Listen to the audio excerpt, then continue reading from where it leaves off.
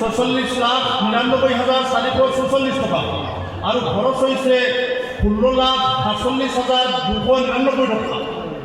মে' মাহত জমা হৈছে 30,45,196 টকা আৰু খৰচ হৈছে 1,10,68,425 টকা।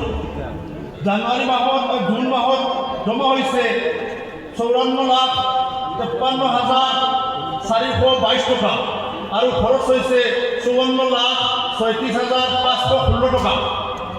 জুলাই মাহত মুঠ জমা হৈছে 86,41,612 টকা আৰু খৰচ হৈছে 74,10,870 টকা।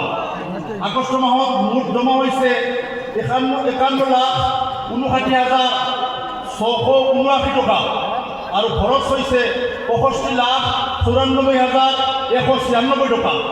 ছেপ্টেম্বৰ মাহত মুঠ জমা হৈছে 61,41,682 টকা আৰু খৰচ হৈছে 59,63,735 টকা। অক্টোবৰ মাহত মুঠ জমা হৈছে 58,48,125 টকা আৰু খৰচ হৈছে 52,61,516 টকা। নৱেম্বৰ মাহত মুঠ জমা হৈছে 59,68,532 টকা আৰু খৰচ হৈছে 53,42,936 টকা।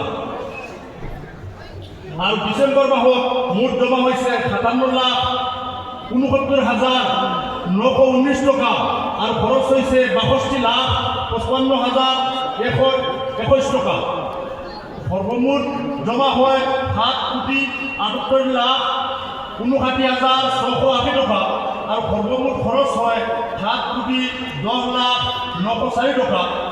12 মাহত খৰচতকৈ জমা বেছি হয় 68,58,774 টকা।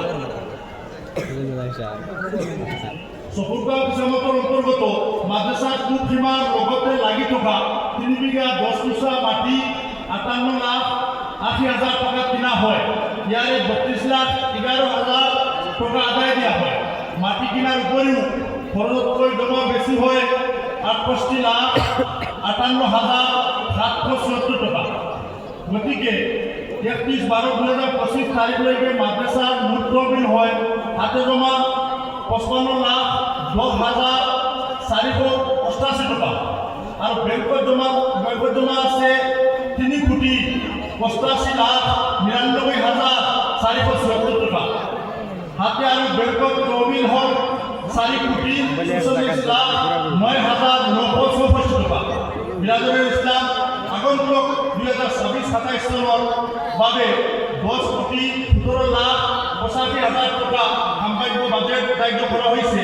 এই বাজেট আপোনালোকৰ মুক্ত মনে মুক্ত হস্তে দান আগবঢ়োৱাৰ দ্বাৰা পূৰণ হ'ব ইনশাআল্লাহ।